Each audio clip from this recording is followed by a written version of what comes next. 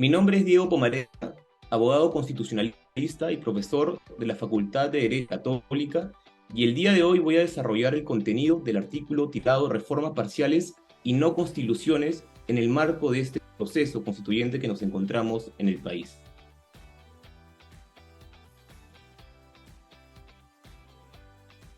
Ante un contexto de polarización, donde tenemos sectores atrincherados, donde buscan todo o nada, y donde se procura una hoja en blanco, o sea, una nueva constitución para refundar todo el país, sin desmedro de que han habido cosas positivas claramente en el marco de la Constitución del 93, pienso que es urgente y necesario sugerir alternativas creativas y balanceadas. Por eso, en el artículo Reformas parciales y no constituciones, lo que sugiero es que en nuestro país necesitamos una asamblea constitucional con límites y con temas específicos a desarrollar. Jorge Basadre dice que el Perú no se puede perder por obra o inacción de los peruanos. Y en ese sentido, debemos de no quedarnos en el status quo, pero tampoco refundar todo el país en considerar que han habido avances y asuntos positivos. Por eso, haciendo una sintonía con la ciudadanía, donde el 69% de la población dice que son urgentes las reformas constitucionales, pero no a través de las vías regulares del Congreso de la República, por ejemplo, en el marco del artículo 206, es necesario que podamos plantear estas asambleas que no sean constituyentes, que no sean refundacionales, sino que evoquen o que se concentren en los temas centrales que están, digamos, debatiéndose en nuestro país. ¿En qué consiste esta Asamblea Nacional? Lo primero es que hay que tomar en cuenta que sería un grupo de personas elegidas democráticamente para desarrollar y modificar temas definidos y por un tiempo determinado. Es decir, habría una autorización democrática a través de un acuerdo nacional donde podamos definir cuáles son los temas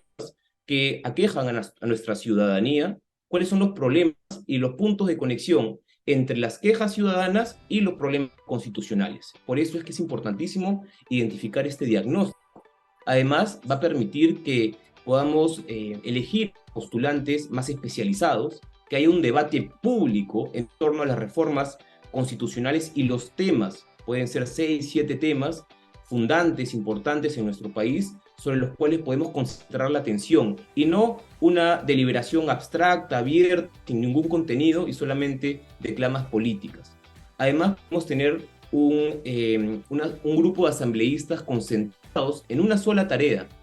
y sin estar calculando su futuro político o estas triquiñuelas usuales dentro del Congreso de que hoy día te apruebo una norma para que tú luego no me sanciones o viceversa. Entonces, esta práctica común dentro del Congreso se podría romper dentro de la Asamblea porque tiene un tiempo limitado. Y finalmente, limita o evita esta duplicidad de funciones con el Congreso y tendríamos un espacio de deliberación por un tiempo determinado y con temas específicos.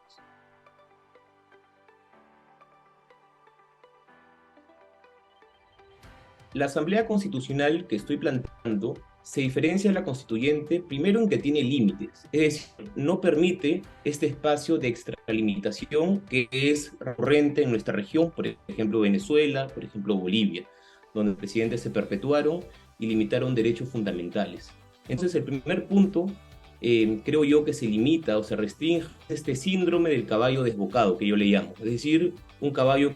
que arrolla, que atropella, que deja de lado todas las cosas buenas y más bien podríamos buscar tener un mecanismo, una metodología donde podríamos identificar cuáles son los temas que aquejan, que tienen conexión con los problemas reales de la ciudadanía y poder desarrollarlos. Entonces, la diferencia central, primero, es que podríamos abocarnos y enfocarnos en ciertos asuntos específicos determinados a través de un acuerdo nacional. Es lo primero. Lo segundo, que no puede estar esta Asamblea Constituyente expuesta a un riesgo que ha sido común en la región de que sea ilimitado y todopoderosa. Esto nos permite tener un espacio de control constitucional y que no se generen ciertos espacios para el autoritarismo. Y lo tercero, que nos podamos concentrar en asuntos y pretensiones legítimas y constitucionales y no pues soltar al cielo o soltar de forma poco responsable que las soluciones al país son las penas de muerte o encuartelarnos a los ciudadanos en el marco de un servicio militar.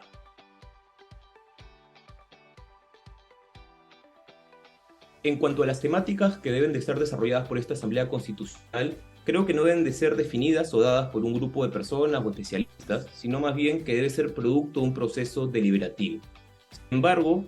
creo que la gran irresponsabilidad de las personas que impulsan una asamblea constituyente sin temas fijos es que solamente se ha escuchado una frase de más derechos y menos mercado, lo que es una fórmula que no ha funcionado en ninguna parte del mundo ni tampoco en la región, como por ejemplo Ecuador, Bolivia, Venezuela y México. Entonces, considero yo que dentro de este proceso deliberativo debemos de al menos abocarnos a ciertos puntos mínimos y específicos. Por ejemplo, la relación entre el gobierno y el Congreso, ¿no? Esta parte orgánica de la Constitución que ha sido uno de los desencadenantes de la crisis política en la que nos encontramos. La segunda, la responsabilidad presidencial, el tema de la vacancia, de si el presidente puede ser finalmente acusado por delitos de corrupción, por ejemplo, la eficacia de los derechos fundamentales, la reestructuración del sistema de los partidos políticos, que es clave porque son los árboles que germinan o generan estos frutos envenenados, que son los congresistas o los representantes, y también la designación de los órganos constitucionalmente autónomos, pero también en la parte económica, por ejemplo, evaluar si los contratos ley deben de ser una medida que se debe continuar en la Constitución, el lucro también dentro de la educación, el diseño de la descentralización, el valor que tienen los deberes y demás. Entonces, yo apelo a que podamos concentrarnos como ciudadanía, como país, en algunos temas que consideramos que tienen un nexo de causalidad con los problemas y a partir de eso modificarlos a través de una convención, a través de una asamblea constitucional con límites, con un tiempo determinado y con personas que puedan ser especializadas pero representativas para no apelar justamente a estas constituciones y que sí haya una verdadera correlación entre un cambio constitucional y el bienestar de la vida de los peruanos. Pienso que la democracia es saludable, que portales como Enfoque Derecho nos permitan a los académicos, a la ciudadanía en general, de poder compartir ciertas propuestas en el marco de este eh,